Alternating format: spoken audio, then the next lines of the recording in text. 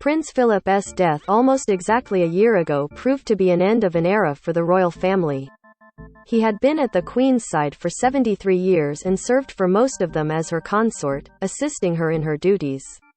But he also had a remarkable life of his own and was a Royal Navy hero thanks to his brave actions in the Second World War and set up the pioneering Duke of Edinburgh's award. He was also a patron, president and member of more than 700 organizations and had a passion for the natural world, engineering and technology. Prince Philip, who died almost a year ago. Image, Getty Images. All of these aspects of his life were celebrated at his memorial service last month at Westminster Abbey, which was attended by nearly all members of his. And as it approaches the first anniversary of his death aged 99, it seems there are several members of his family who are keen to keep his memory and legacy. Prince William's causes. Prince William with his grandparents the Queen and Prince Philip. Image, Getty Images. Although Prince Philip was involved in many organizations and charities over his long life, he maintained a particular interest in topics such as the environment and this approach to his work is reportedly what his grandson Prince William wants to emulate, especially when he becomes Prince of Wales, which is not a given but very likely, and eventually king. According to the Mail on Sunday, William's blueprint for doing things going forward is much the same way as the Duke of Edinburgh's approach. Like his grandfather, William is very much interested in the environment and conservation and last year held his inaugural Earthshot Prize Awards. Prince Charles' environmental work. Prince Charles with his late father Prince Philip. Image, UK Press via Getty Images. Most read. Russian socialites shopping in Dubai fuming as Chanel won't sell them luxury items. Optical illusion of sitting women sparks debate as legs don't add up. Vladimir Putin wants to build pro-Russia empire from Vladivostok to Portugal. When it came to his views and work on conservation and preserving the environment, Philip was often seen as a pioneer.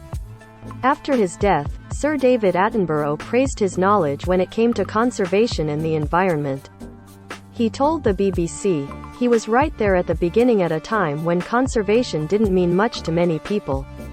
But back in the end of the 50s and 60s, when in fact the world conservation had hardly opened up, he made it a real issue, an important issue, not something to be brushed aside, not something that was a pastime but something that was centrally important.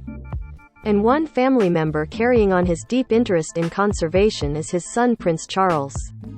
Charles has often been vocal about the urgent need to save the planet from issues such as climate change, and the Queen remarked last year, "It is a source of great pride to me that the leading role my husband played in encouraging people to protect our fragile planet lives on through the work of our eldest son, Charles, and his eldest son William.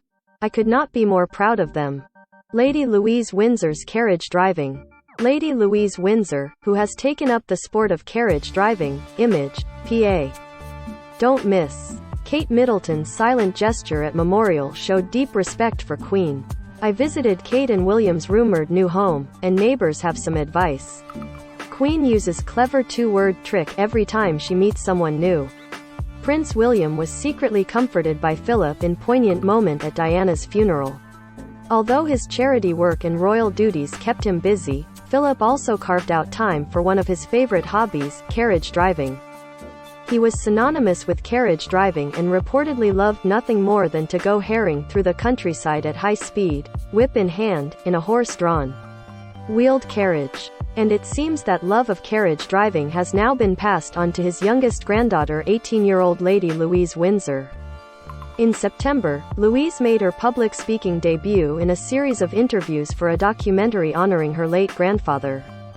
And in the interviews, she talked about how she has taken up Philip's favorite sport of carriage driving and said, "The Duke of Edinburgh has been so involved in my driving, but it's slightly scary as he invented the sport pretty much.